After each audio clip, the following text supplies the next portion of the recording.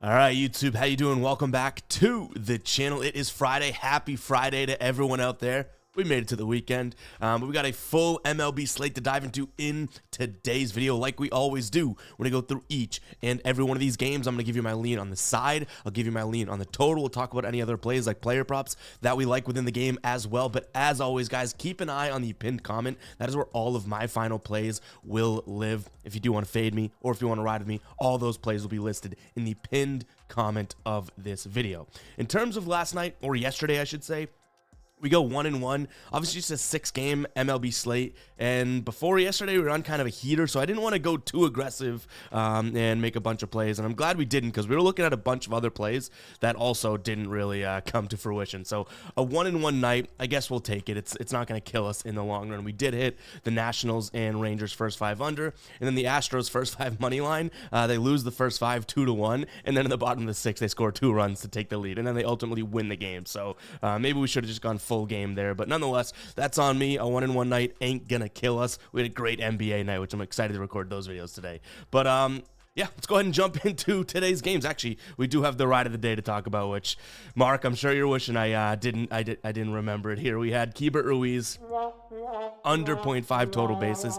I liked this move because it's a plus 140 play. So anyone being like, why would you pick that and blah blah blah, Ruiz didn't have a base until what, like the 7th or 8th inning. For plus 140, it was a good look, Mark. It does not come through, but that's what I love about baseball. You can take some of these flyers, and they're justified a little bit more than in other sports. So the ride of the day does not come through. But guys, if you don't know what the ride of the day is, all you got to use is hashtag ride of the day in the comments, and I'll be jumping on board with one person's pick, giving you a shout out in the next video, win or loss. Also giving you a shout out over on my Twitter, which boom, just popped up right here. Make sure to go follow me there and on my Instagram and TikTok. All the socials will be rotating through here. We post a lot more player prop content outside of here on YouTube. But yeah, guys, use that hashtag ride of the day in the comments. I did want to say thank you so much for all the birthday wishes yesterday. Paris and I went out to a nice steak dinner. Well, I got steak, and it was great. Great birthday. And yeah, you know what? Appreciate everyone saying happy birthday. That means a lot to me in the comments yesterday. So I tried to get back to a lot of people, but hopefully you guys can understand if I didn't. I do read the comments, and I wanted to say thank you so damn much to everyone that commented happy birthday yesterday. All right. Let's go ahead and jump into today's games, guys. If you are watching this and you are new, hit that subscribe button, hit that like button as well. Let's get rocking and rolling here. We're starting it off with the Cubs taking on the Brewers. In terms of what we're looking at here, the Cubs coming off of a losing series. Actually, no, they split the series against New York. I guess yesterday's loss 7-6 kind of felt like they're coming in with less momentum, but it was a 4-game series. Milwaukee coming in after taking 2 of 3 against Tampa Bay, and boy, was it a weird one. They scored 0 runs in game number 1. They followed up with game number 2, 8 runs. Game number 3, 7 runs. So Milwaukee's offense could be kind of hot off the presses here, which we've seen plenty so far this season. I mean, they've had their hot and cold runs, but if we dive into the dashboard here, you could see Milwaukee's offense versus a right-handed pitcher is absolutely on fire.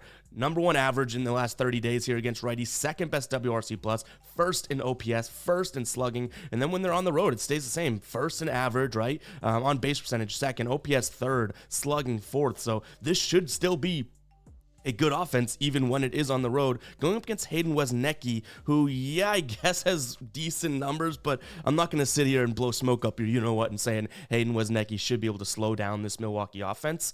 So I do think Milwaukee gets to him and does score some runs today, and even if they do get to the Chicago bullpen, I think that Milwaukee can continue to score runs.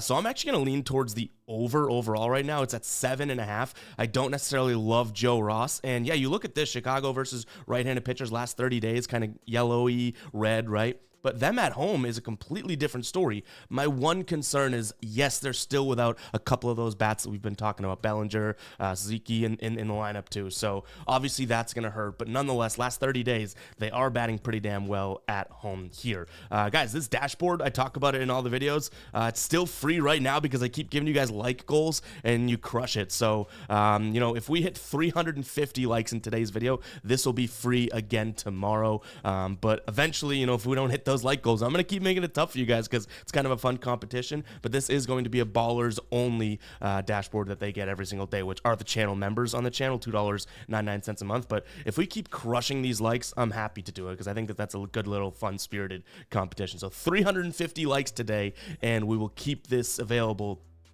for you guys tomorrow and probably through the weekend because I will be away this weekend. Still making videos, but we'll be away celebrating my birthday. So yeah, I'm going to lean towards the over in this spot. I think when it comes to a play, it might be worth considering the Brewers for plus money. You can get for plus 110 over on ESPN, but I think my main play is going to be the over 7.5 in this spot for sure.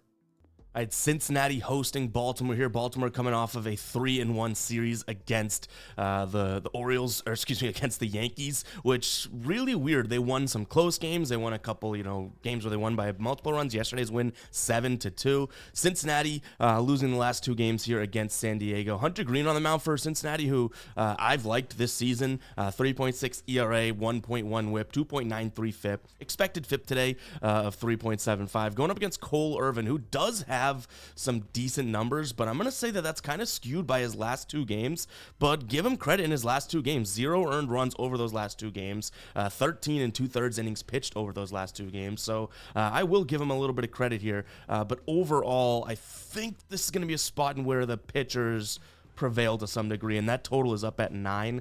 So starting with the total, I'm going to slightly lean towards the under here. My one concern, and it really is my only one concern here, because I'm not all that afraid of the Cincinnati bats, to be completely honest, and I do, not that I trust Cole Irvin, trust Hunter Green. My only concern here is, are the Baltimore bats like heating up after scoring 7 runs yesterday? Hopefully that's not the case, because for the most part in that Yankees series, they weren't exactly getting guys home or anything like that. In fact, they had, I think 6 runs through the first 3 games combined before that, and they scored 7 yesterday. So Baltimore could be the team that hurts us here, but I could see this being almost like a 4-3 type of a game, and I'm hoping that's the case. I'd also probably lean towards Cincinnati, just due to the fact that I like Hunter Green over Cole Irvin. I think Cole Irvin's due for a little regression here at some point. Last 2 starts have been, like I said, really, really good. But I'm not necessarily out here like wanting to fade Baltimore's offense either. Like I said, that's my one concern about taking the under, but also my one concern about backing Cincinnati, because say I'm wrong about the under and this does turn into a slugfest / run scoring type of a game, which that's the point of baseball. Baltimore's definitely set up a little bit better for that because Cincinnati's offense isn't quite there yet, but I still do think I lean Cincinnati because I'm going to trust Hunter Green in this spot. But if I do that, it's probably a first 5 type of a thing. I don't want to go bullpen to bullpen here with Baltimore versus Cincinnati. No major player props that I'm liking in this one as well. I did consider Hunter Green's under in strikeouts, which is sitting at 6.5 right now. But this is a Baltimore team against right-handed pitchers that in the last 30 days has quickly dropped to middle of the pack, ranked 15th, striking out 22.4% of the time. On the road against righties, they are a little bit better. That's why I kind of considered it, but ultimately I just don't think that I could necessarily get there. So maybe I'm crazy and I throw it in because we do a little bit more research throughout the day. So keep an eye on the pinned comment, but that's the only spot that I kind of saw early, and then the more I proved it out, didn't really fall in love with it. All right, Pittsburgh taking on Colorado. I think I'm just starting to learn that any series Colorado's in, like, I'm starting to lose absolute interest in. Every Miami game that they had, like, I really didn't care all that much for. Pittsburgh coming off of getting swept by the A's, like, they probably should bounce back and win here. They have Martin Perez on the mound, who has a 2.8 ERA, 3.25 FIP, so he's looking decent right now as well, right? Like, this should be a Pittsburgh spot all the way. The problem is the odds are absolutely absurd. You're not gonna catch me paying minus 180 for a Pittsburgh team that is a below 500 team, and yes, they're better than this Colorado team, but like, I really don't know if I want to necessarily trust them. I think they're like 5-7 at home too, so it's not even like being at home is going to give them much of an advantage. But I just can't trust Cal Quantrill, right? So Pittsburgh or pass for me, but it's probably going to be a pass because, again, I think I'm starting to learn that this Colorado team just is kind of taking the life out of series, in my opinion. Like, I'm just not enjoying betting those or analyzing them. The total's actually bumped up to 8.5 here, which would mean I think, the odds makers were afraid of giving away those 8 numbers. So I'm going to slightly lean towards the over, but again, like, if we flash the offenses, like, I lean towards Pittsburgh. I think they're the better team. Look at Pittsburgh against right-handed pitchers here. Like, really bad at home and really bad overall. you don't even need to know the numbers. All this red means it's terrible. It's like, oh, well, they're walking a lot, right? That doesn't mean that they're scoring runs. They have they're fourth when it comes to walks and still 27th on base percentage. The one thing here is maybe this counteracts it, right? Cal Quantrill, terrible. The pitching out of the bullpen, terrible. So maybe that's the spot in which we can view the Pirates kind of at least scoring some runs, but I wouldn't hold my breath. But give me the over as well as the Pirates. And like I mentioned, guys, I hope you hear me. It's not my favorite spot here. A player prop that I would consider, and it's a plus EV bet, plus 130 over on FanDuel. It's probably the only place to really want to try and get this. But Sawinski for the Pirates here, over 1.5 total bases. Again, that's plus 130. It's a plus 108 odds play across most sportsbooks. So you're getting about 30 cents of value there. I really don't mind that.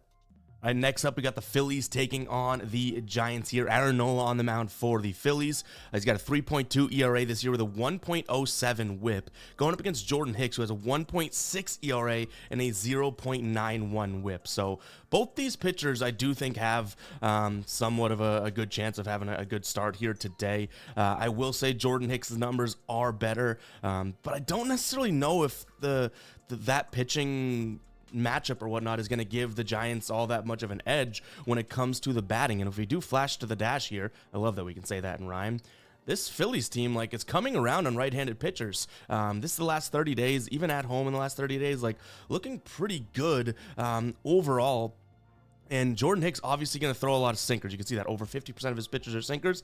Kind of middle of the pack there, but when it comes to Aaron Nola, he's going to mix it up, and a lot of these pitches really are not all that in favor of San Francisco. So I think we lean towards Philadelphia, but maybe on the first half money line again, because I don't want to trust that bullpen, even though the Giants bullpen is bad too. I've just seen that Phillies bullpen seemingly blow too many games. So yeah, we're going to go back to Old Faithful. This thing's already cashed for us so many times. Like, we played it almost, every game in that last series against the Angels. So give me Phillies here on the first 5 money line. I like that spot. In terms of the game's total, even though it's 7.5, I'm going to trust the under. I would definitely I think I would rather Phillies money line than this total, but I'm going to trust both Hicks and Nola. But if this is a 7.5 full game total, I wonder what we can get for a first half under, because I don't want to go to these bullpens and all of a sudden it's like a 2-1 game going into the 6th, and it's like, yeah, we got the 7.5 easy, and then the bullpens just absolutely implode. So if I'm playing this, it's probably going to be just isolating Hicks and Nola overall, which I'm giving both of them credit. I'm just hoping the Phillies can get off to like a 3-1 lead, in the 3rd, and then hold on to it through the 5th. That's going to be my spot here. So keep an eye on the pinned comment, see if that's a final play. Definitely has a good chance, but it's going to come down to odds. It's a minus 146 full game money line for Phillies, and they know the bullpen stinks, so I wonder if we can get a good price for that first 5. All right, guys, before we do jump into the rest of the games, I wanted to shout out the merch brand we have here on the channel. Fade Me. I'm rocking one of the classic script tees right now. We have the new Gambler collection coming May 10th. This is literally some of the best products. It's kind of like an oversized, more baggy fit in a bunch of neutral colors, but one of my favorite products. We have our samples in for this that we've launched to date, so buckle up, get ready for that. But we do have tons of cool stuff over on the store right now, so if you do want to support us and pick something up over there, make sure to use the code BDAY. We extended our birthday code from yesterday to today. You get 20% off. Go check it out, fademe.store. Again, tons of stuff over there, tons of cool stuff, and we put a lot of work into these products. They're not just, slap a logo on and ship it out the door. Like, this is really good material, lasts a lot of washes and everything like that. So go check it out, fademe.store. If you've been looking for a way that you want to support us and what we're doing here, support me, then picking up some merch is a great way, because we always get the conversation or the question of like, how can I donate? And it's like, I'd much rather you buy a shirt where, yes, I'm going to make way less money because we have to pay for the production and everything of these shirts and the inventory, but I'd rather you get something in hand while supporting us, right? So go pick up some merch, guys. It makes my day when I see the orders roll in. So go ahead and pick up some Fade Me merch. That link will be in the pinned comment. And again, I'm not putting the code in the pinned comment. You got to be listening with your earlobes here, your dumbos, right? The code is going to be BDAY, BDAY, spelling bee champ. But let's jump into the rest of the games here. All right, Washington taking on Toronto here.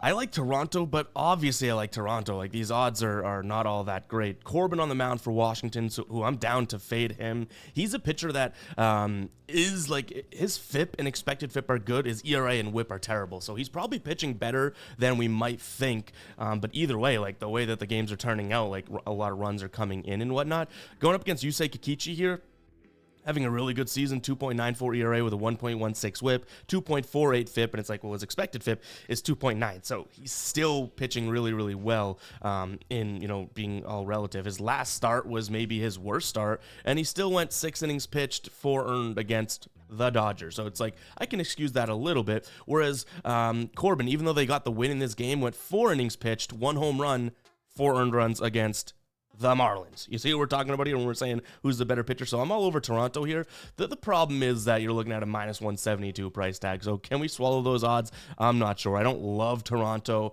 minus the 1.5 because they just dropped the last 2 games against Kansas City. The bats just weren't there. I don't think they're going to need to score a bunch of runs today. Like, I like the under in this spot as well. But I don't know if we can get to the minus 1.5 on the run line here overall, but I don't think this Washington offense is going to compete. 1 run, and 0 runs in the 3 games against Texas. And you know what? Kikichi's a good pitcher. I expect him to be able to deal today too. So maybe a Washington team total under as well could be something that we think about. They're not batting lefties well at home. So this could be a good spot, actually, if we look at an under full game as well as a potential under for Washington. And like I said, I like Toronto, but the price tag is pricey.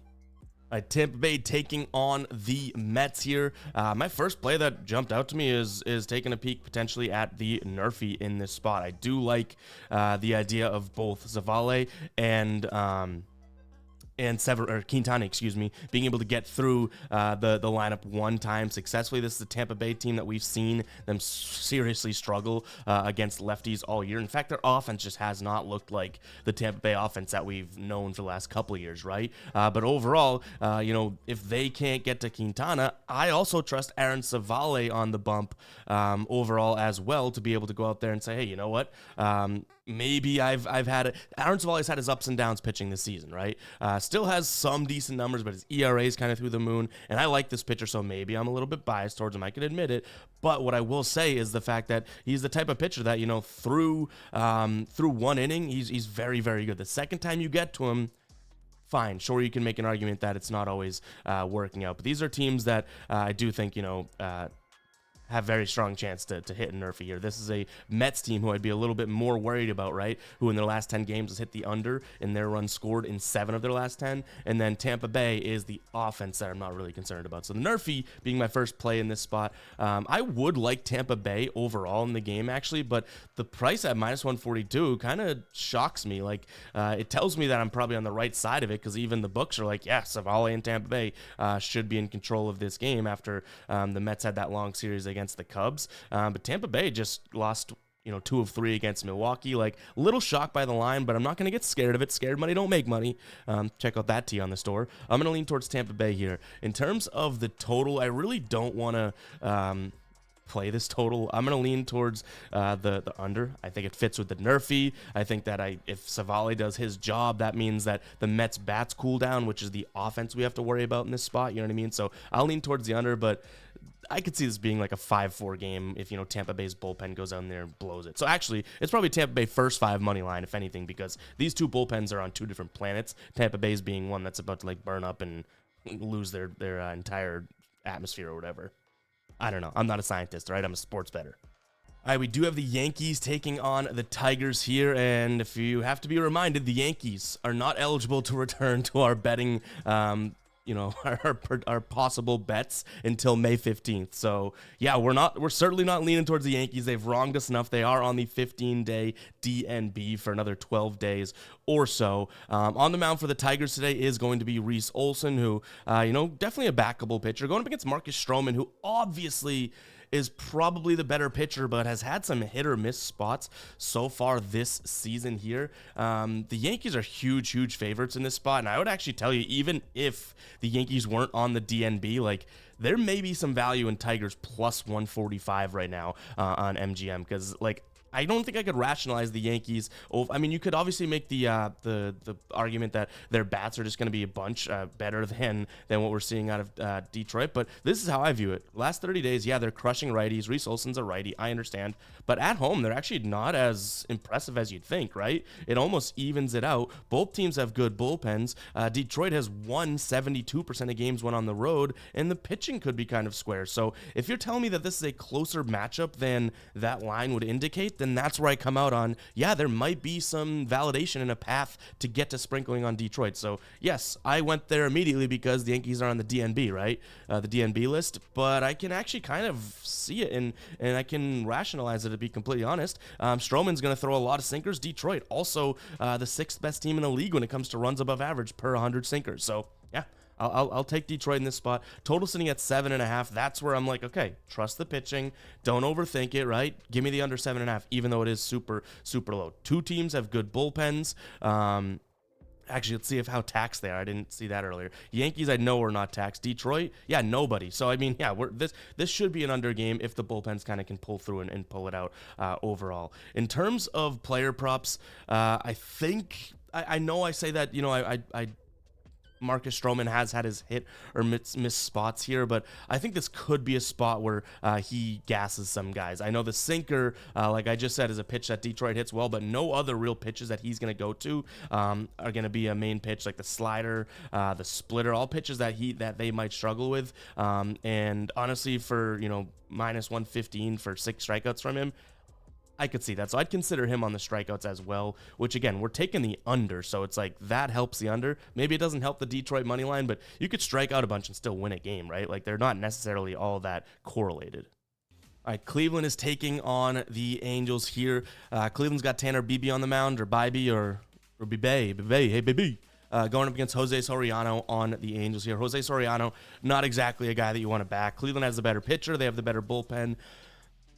I don't know if I really want to give them the crown of the better offense, but I think these offenses are fairly similar. So I'm going to lean towards Cleveland here, but it's a pretty light lean. That minus 172 price tag is a little bit too much. You can get it at minus 172 on FanDuel. Other books are beyond that, so it's probably not going to make its way into the final plays. And this is another spot where it's like, I'm also not considering the minus 1.5. Like, I'd hate for that to be the case because I just got finished saying if there's anything here, their offenses are fairly similar in terms of numbers and power numbers. So it's like, do they have the pull away, you know, power and whatnot? Not necessarily, so I wouldn't be comfortable with that. In terms of the total, I would lean towards the Angels team total under if I'm really trusting the bullpen at Cleveland and Bibee to go out there and do his thing. So, hey, BB, go shut down this team in the bullpen. Don't blow it up, because I think the team total under could be a nice play for us from the Angels side of things. And then no player props that I'm liking so far in this spot. And guys, I'm not forced. I get a lot of comments being like, you should put more player props. And we record these videos very early, and I'm constantly scanning the board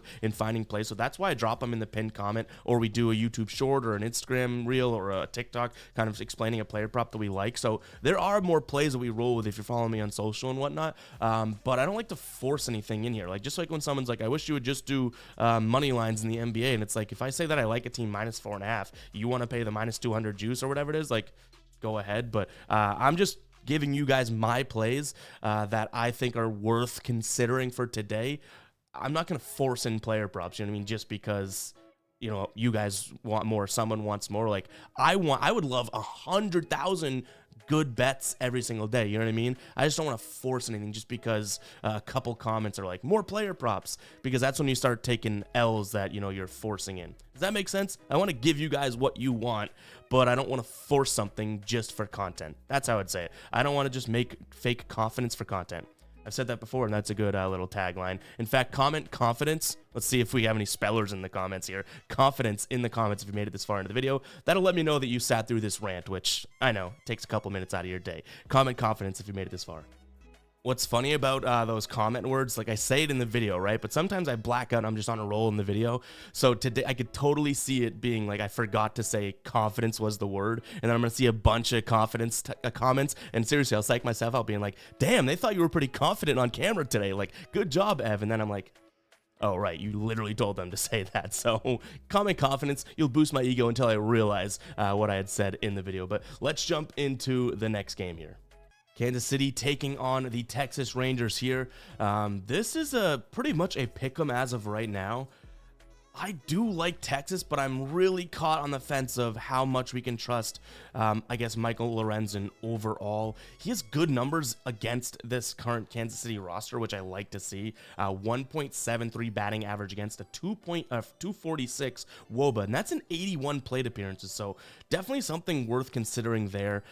He just had a really bad start in his last start. He only has a few on the year, and it's almost like they've gotten worse and worse, but I think this could be a bounce back spot for him, whereas Brady Singer's coming off of a decent start against, who do you pitch against? Detroit or something like that, right? Like a mediocre offense. And he had a really good start, but I almost want to see if he has that again. Like, I think that there could be some room for regression from him and progression from Michael Lorenzen. And then I think this Texas offense maybe is coming along.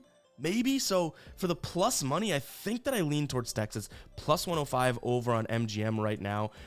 I'll say this, if you can't get plus money, which not every book has them at plus money, like, you know, Fanatics has them at minus 110, DraftKings minus 105, ESPN minus 105, so some books have them, you know, in the minus odds. I don't know if I like it as much. This is definitely, you know, biased towards the idea that we're getting plus money in a spot in which I do think this is more of a 50-50 type game. So that's how I would rationalize it to you. I think that this is a spot in which Texas could win just as much as Kansas City could win, but we're getting plus money on one side. Seems like it could make a lot of sense. The total's up at 9, which if this was 8.5, I'd probably scream over. 9, all of a sudden, it's a half run, and I'm like, I can't really think. So I got to trust my original gut in this spot. You have two teams that should be able to score some runs. And the last 2 times they played, not that that's all that applicable, as it was literally over a year ago, but 12-3 and 12-2 the last 2 times they played. So maybe there's some like good juju in terms of the over in this spot overall. So yeah, give me them on the money line here. Salvador Perez over 1.5 bases. The dude is just batting really well, batting righties really well, and you're getting plus 110 odds on FanDuel. Again, that's a spot in which a lot of sportsbooks have this in the minus odds. So Salvador Perez over 1.5 could be a play for us to over 1.5 bases for plus money when most sportsbooks are saying this is like a likely outcome. Yeah, I don't really hate that. All right, next up, Minnesota taking on Boston. I know I just went on that player prop rant, but my favorite play in this spot probably is going to be a nice little move towards Alex Kirilloff here, under 1.5 total bases, minus 145 over on Fanatics. A lot of books have this in the minus 160s. I dare I say I might even still play it in the minus 160s. Let me jump in and show you guys what I'm talking about. And by the way, this is Outlier, another partner we have here on the channel. One of my favorite tools, my favorite tool when looking at players, trends, and everything like that. You can look at their last 5, last 10, last 20, all of the things that are offered for them. They're synced with a bunch of sports books too, which is really cool. So for example, say you wanted to place this on DraftKings, right? You can literally click this, continue in browser. I don't think I'm logged in, but you'll see it's going to throw the play right into our bet slip. You don't even have to dig around for it. So really, really cool tool there, guys. But anyways, I'm going Alex Kirilloff here, under 1.5 bases. Again, yeah, look at the odds here. So we're getting it at minus 145. That's not synced with Outlier, but on Fanatics, this is minus 160 on most sports books. I'd still maybe play it at minus 160 because I think it hits. But he just went deep yesterday, so I'm down to completely fade, recent sort of trends just like this. Last time he hit a home run, 0 bases next. And what I like is this. So he bats right-handed pitchers better than he does lefties. But Tanner Houck, yes, he's come from the right side, but Tanner Houck has been dominant against left-handed batters so far. And the thing that I really like is Tanner Houck's slider is filthy, right? Watch this number, K percentage and his WOBA. I filtered to sliders. Oh my God. The dude strikes out nearly 50% of the time against the slider. And if Tanner Houck is on, it's game over for Kirilloff here. So I do like this spot a hell of a lot here. Again, minus 145 odds.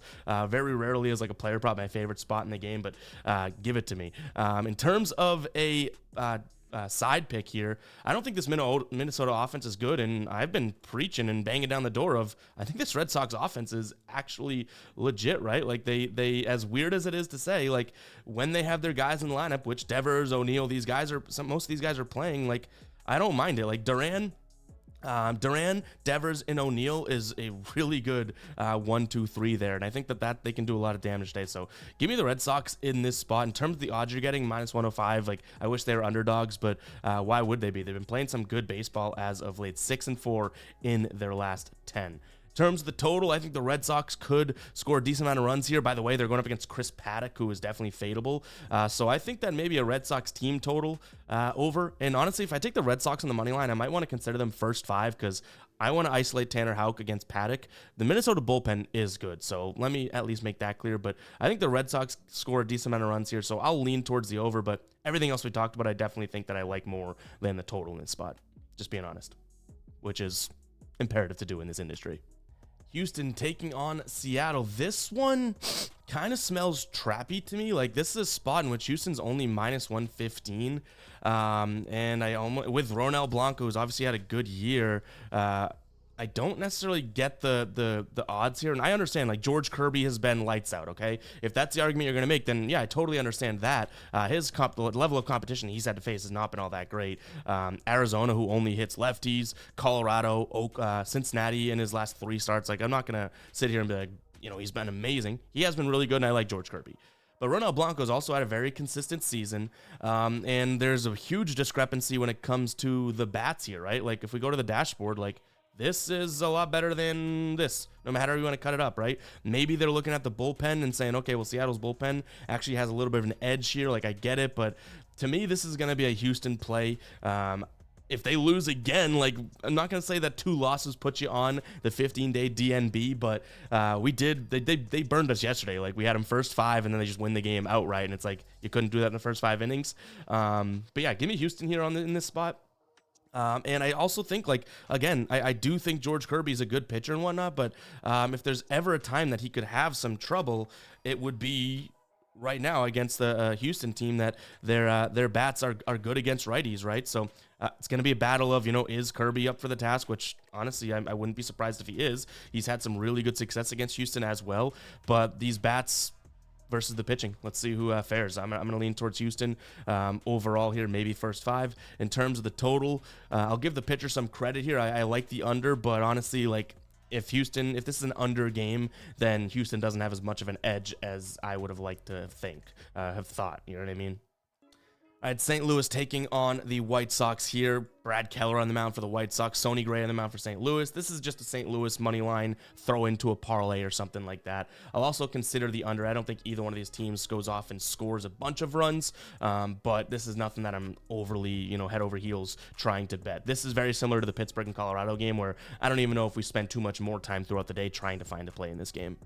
Similar vibe, I'll be honest, with this one. We have Oakland, JP Sears in the mound going against Ryan Weathers and the Marlins. I think what I would lean towards, and I don't think it's going to be a very popular play, honestly, is potentially taking a peek at the over 7.5. And I only say that because I'm not afraid of either one of these pitchers. In last series, Miami, 7-4-5 runs scored. Oakland, 5-5-4. So if they both can give you 4 runs maybe, then we get to 8 runs, and hell, it's an over. In terms of a spot here for a team, Oakland's playing some decent baseball. Their last 7 games here, they've won 6 of them, so sure, I'll ride the hot hand. I would rather just, if I were to bet this game, I don't know if this makes its way into the final plays, I'd rather probably just kind of chuck the grenade and hope it hits my target on the over, but this is not the best game overall either. And that's part of sports betting, to be able to identify where it's like, yes, there's some matchups that are good edges, enough data there, and then there's some that it's like, what are you digging for? If you hit oil somewhere else, don't dig next door. Keep digging right there. You don't need to go and try and make something out of nothing. I think that analogy makes sense. But again, I'm not a poet. I'm a sports bettor. All right, we got Arizona taking on San Diego. These next 2 games should be pretty good. Arizona taking on San Diego here. Arizona, it's pretty much a slight pick 'em right now. Arizona, you can get at -106. You can get the Padres at -105, which I do think my initial sort of thought is to go to the Padres. But I might look at the Padres first half run line, which is a plus 0.5, so they can even tie and still cash. That's -130 on BetMGM, and then I might consider the Padres first half money line for plus 105. So that's the way that I'm going to look at it. I am, looking at this to say, hey, it's the Padres bats against righties better than Arizona's bats against righties. In fact, we can just show that easily visually right here, right? And Dylan Cease and Slade Sassoni, which Slade is such a damn cool name, but Dylan Cease, I like him. He's burned us before, but for whatever reason, I always want to go back to him. I think that he has a decent spot today, and this is where I kind of also rationalize it. So Slade has 3 pitches: fastball, slider, changeup. Fastball 8, slider 5, changeup 9, top 10 in runs above average for all of those. Whereas you look at this, so Dylan Cease's going to throw a fastball. Sure, they hit fastballs really well, not righty fastballs, but then it goes slider, not very great. Then it goes curve, decent, but he's only throwing that 9% of the time. Changeup, not all that great. Knuckle curve, not like, you know what I mean? Like Dylan Cease's pitch mix should have a little bit more of a I guess an edge when it comes to that, and both these guys having decent years overall from just general numbers. So give me San Diego here on, again, the run line plus 0.5 for minus 130, and then I might split that unit or split a half unit or so on them money line in the first 5 for plus 105. Both those lines and odds are over on BetMGM. When it comes to a total, I'm going to lean towards the under because I don't know if Arizona necessarily like thrives here against Cease, and if they get down early, I don't necessarily think that they're going to score what they need to be able to contribute to this. But that being said, like I am always fully transparent with you guys, the under is probably towards the bottom of my list in plays that I like in this game. All right, Dodgers taking on Atlanta here. Dodgers offense should obviously be good, but you know what? Charlie Morton not having too terrible of a time out there as of right now on the year. Going up against Gavin Stone, who Gavin Stone really like has not impressed me all that much. He's consistent, but his last few starts here have been his best on the season. Like he wasn't killing it early on. Charlie Morton, his last couple starts do look pretty good. Now it was against Texas. I give him a little bit of credit there, and then against Cleveland, but the Cleveland bats weren't all that great. But if you're going to give me Charlie Morton versus Stone, I think I lean Morton there. And then when it comes to the offense, like, yeah, the Dodgers probably have an offensive edge, and I can totally understand that. But for plus money to potentially roll with Atlanta here, I think I'm going to lean in that direction. You know, overall, like, yes, the Dodgers have the better lineup, but who are they not going to have a better lineup against, right? If there's one team you can maybe say, hey, they're going to freaking compete with them, I think it's Atlanta. So for plus money, that's how I can rationalize it. It's like, you're not going to get Braves plus money very often, right? So I'll take them in this spot. In terms of the total, I think the easy sort of fallback is going to be looking at the over. But this Braves team really has not been cashing the overs. I just do think that, you know, if they win this game, it's probably because they outscored LA. So I'll lean over. But yeah, to this line, 9 straight games they've stayed under. So take that for what it's worth. And guys, it's going to wrap for today's show. Hope you guys did enjoy it. If you did, make sure to leave a like on the video. Hit that subscribe button as well. Drop me a comment on your favorite plays today. Make sure you use that hashtag right of the day if you want to be considered to be jumped on board with and getting a shout out in the next video. But yeah, appreciate everyone as of late. All the birthday wishes yesterday. Thank you guys so much. And I'll catch you guys in the next one, right? Peace out.